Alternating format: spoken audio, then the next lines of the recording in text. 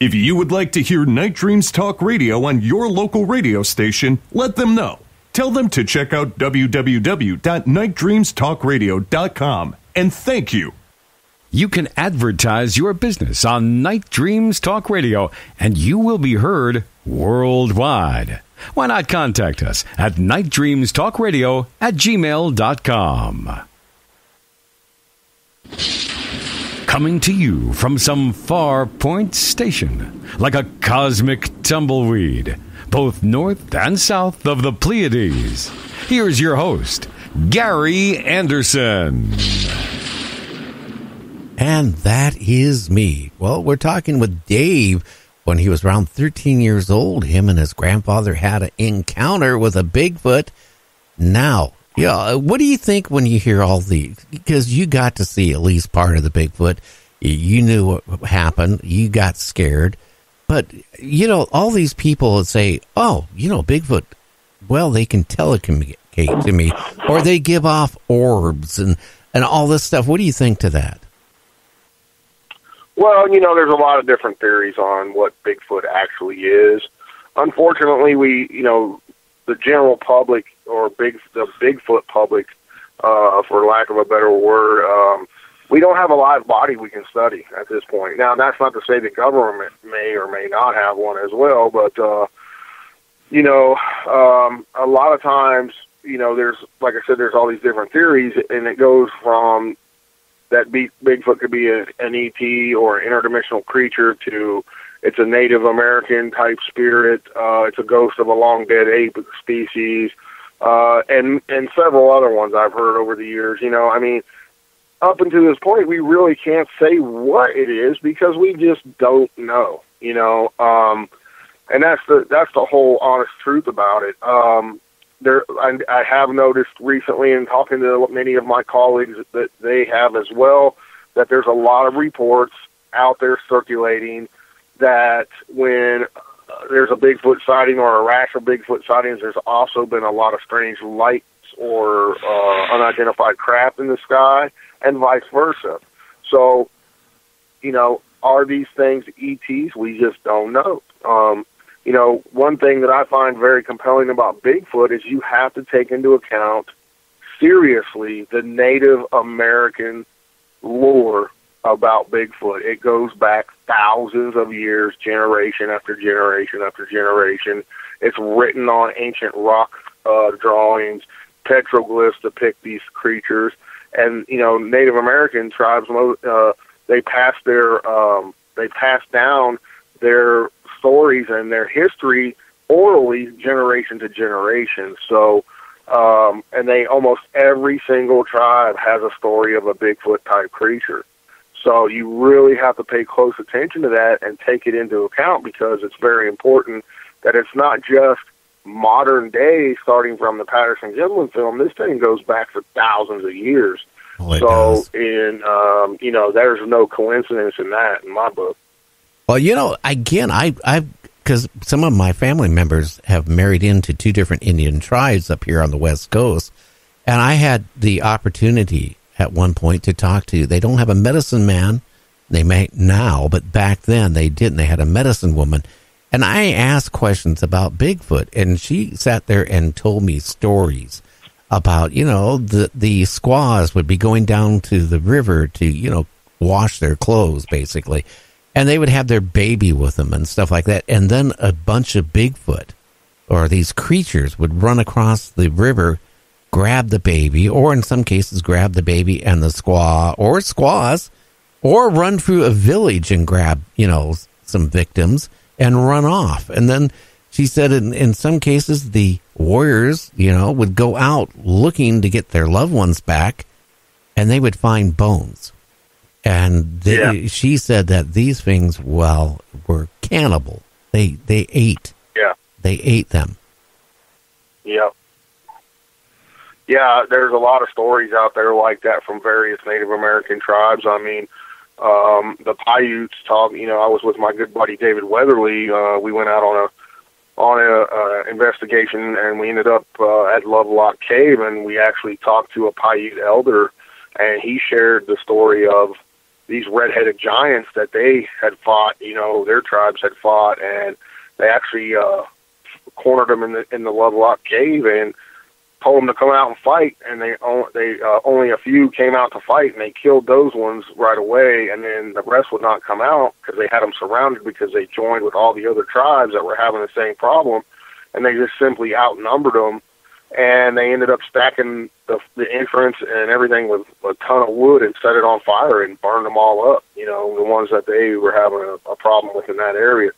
So yeah, their story said that they would carry these wooden baskets on their back with reverse spikes in them, and they would throw the people down in the basket, and they couldn't climb out because they would impale themselves, and that's how they kept them, and they carried them back to their cave where they soon ate them. Yeah, that's the scary part. Yeah, that's creepy as all get out, man. Well, again, I've heard that from the Nisqually tribe, the Muckleshoot tribe, and they went into a lot of it. So they believe that they were flesh and blood creatures. Now, James knows what happened when I got chased, and my friend, who was a doctor, got chased when we got back to the car. The creature, well, James, why don't you tell him for me? Well, the creature chased you and your friend, and it went from 2 legs to 4 legs a few times, and when you got back to the car, it let off a screech, and it threw a rock, and it hit your wife's car that she very cordially let you use, and put a dent in the fender. And it also, listen, that is a scary, scary event that you went through, and it had to affect you till this day. Okay. But yeah, absolutely. But how do you tell your wife when you come back? Seriously, Dave, when she sees her new car, she was nice enough to let me go to the Canadian Rockies on it.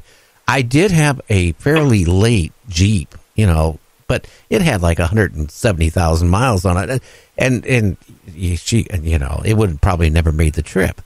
But, to this day, it's a sore subject. I go into our bedroom, and here's a picture of her. It was her first brand new car she ever bought. And here she is with my oldest son standing next to it at the dealership. It was buying the car. And, how do you tell her? Oh, hey, well, a Bigfoot threw a rock and did this damage. To this day, she, what can I say?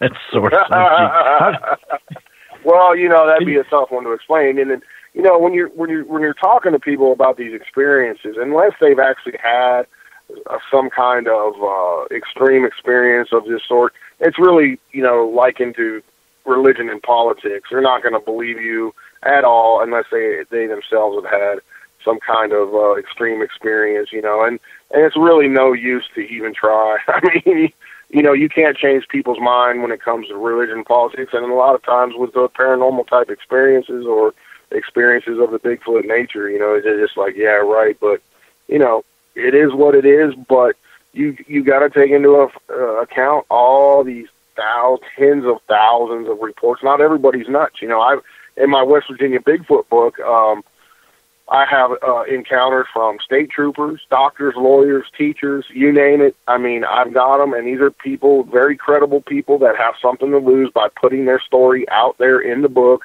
for other people to read.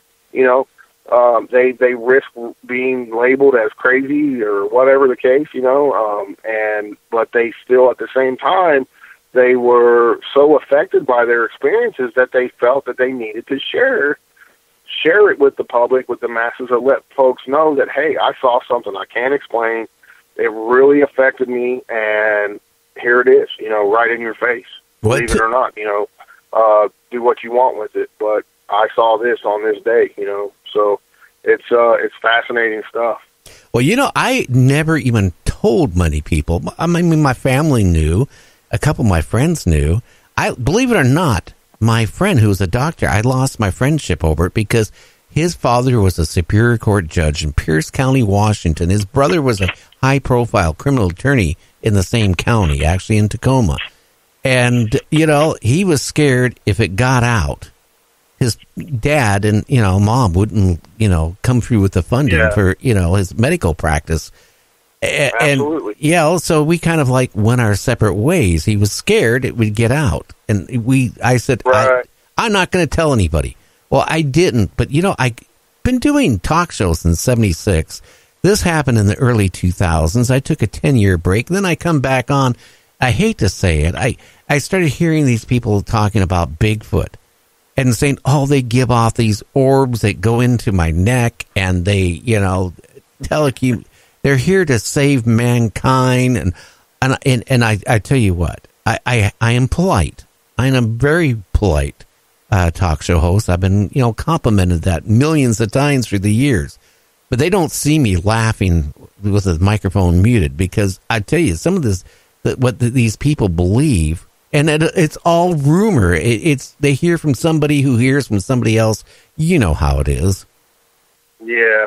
Well, I mean, here's the thing, in most cases like that, they're trying to be somebody. They have no clue what they're talking about, either by experience or it's all hearsay, like you said.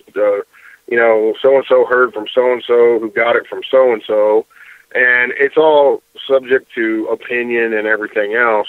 That's why I remain neutral on what these things are, because I don't know. I'm going to be straight up honest. All I know, it was a living, breathing creature that threw giant rocks at me and my grandfather and made the most god-awful noises and tore the woods down that you could imagine, And, isn't that enough proof there? And that's enough for me, man. I mean, I know what I saw, and it literally changed my life, in a lot of different ways, like I said earlier. But, and these things are huge. They could kill a grown man, with no problem at all, And after you hear hundreds upon hundreds of stories from other people, and especially, when I interview some of these folks face to face, they're telling the truth. You can see it in their face. They were scared to death, and it's just, it is what it is. And, there's a lot of crazy stuff out there. Oh, yeah. When people start, saying different things, one of the theories is too, that there's many people that report when they had an encounter with a Bigfoot that they became very dizzy, nauseous. There's people saying that they think Bigfoot puts off some kind of infrasound, that affects people physically, makes them like freeze up and they can't move and all kinds of different things. So, until, I didn't have that experience, but that's not to say it's not possible. In the world of the supernatural and the paranormal realms, anything's possible at this point, So you have to take it with conjecture, but also have an open mind at the same time. I look at maybe some of that is called fright if they did run across one, because fight or flight. You know what? I served in Vietnam. I've been in a lot of firefights in my life. Okay, and I tell you what, the last time I could think of, other than when I was up in the Canadian Rockies, I wet my pants, was when I was in kindergarten, and that was embarrassing enough. When I saw what I saw, and it came running after us, I wet myself. I was scared. I thought I was going to die. I mean, here I was. I had no weapons because we're up in Canada. I was stupid. I didn't even have bear spray. I had nothing to defend ourselves with, and it ran. Now, I'm going to tell you something. I don't know if you heard this, but when I described it the very first time, one of my listeners is a singer, a folk singer in Canada. He's like the number 1 or 2 folk singer in Canada. He heard my story, and then he had his agent get a hold of me because he had an encounter. He has a farm up in British Columbia, and it's near the forest. And he would, every day when the weather was good, him and his dog would go to the forest and go down a path and, nature type of thing. And one day he went there and he saw a Bigfoot, and it was huge.